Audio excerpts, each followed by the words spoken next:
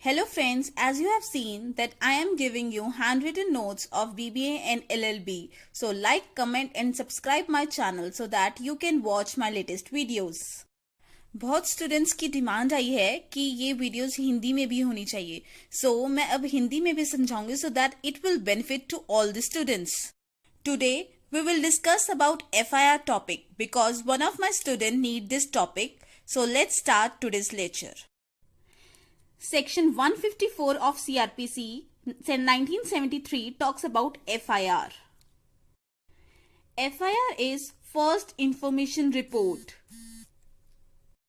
FIR के word से ही पता चलता है कि कोई भी इंफॉर्मेशन जो फर्स्ट इंस्टेंस में रिकॉर्ड करी गई हो is first information report.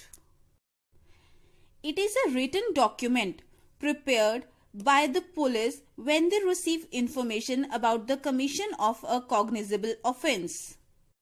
So, as per section 154 of CRPC 1973 के अकॉर्डिंग FIR का मतलब होता है कि ऐसी कोई भी इंफॉर्मेशन चाहे जिसने भी दी हो किसी कॉग्निजेबल ऑफेंस के बारे में एंड वो इंफॉर्मेशन किसी भी officer in charge of police station को दी हो.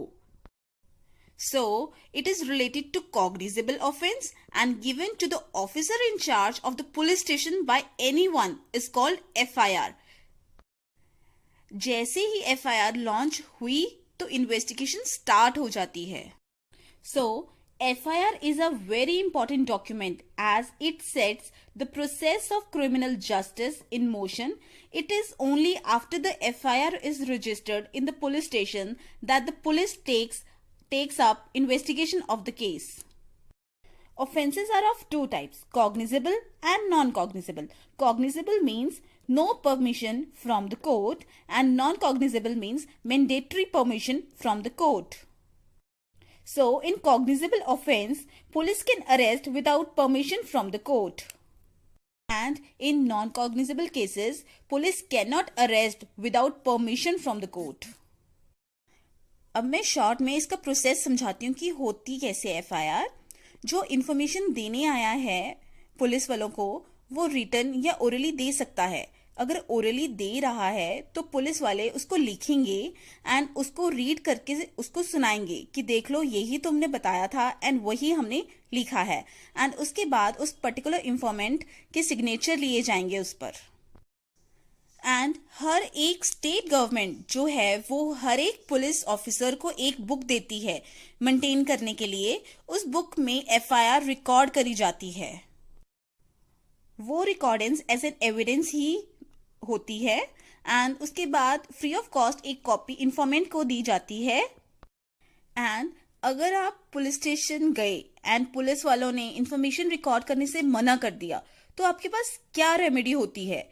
तो यहाँ पे आप FIR लिखेंगे एंड बाय पोस्ट उसको सुपरिटेंडेंट ऑफ पुलिस को भेज देंगे, दैट इज SP.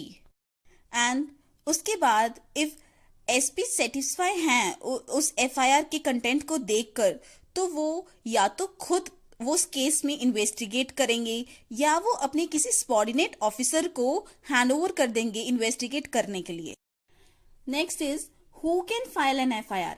FIR अब कौन फाइल कर सकता है. It can be filed by any person. He need not necessarily be the victim or the injured or an eyewitness. FIR कोई भी फाइल कर सकता है.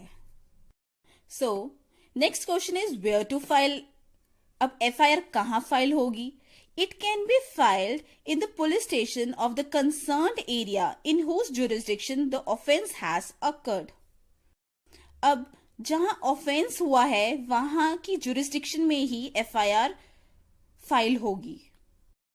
Next is what happens when FIR is launched. अब FIR लिखी गई उसके बाद क्या होगी. नेक्स्ट स्टेप होगा investigation. So once then FIR has been filed, the police are legally bound to start investigating the case. If the criminals are found, the police will make arrest. Once the investigation has been concluded, the police will record all their findings in a challan or charge sheet. Next question is, who can write FIR in police station? Police station में FIR कौन लिखेगा? A constable or other authorized person in the police station can file the FIR. if the concerned officer is not in the police station.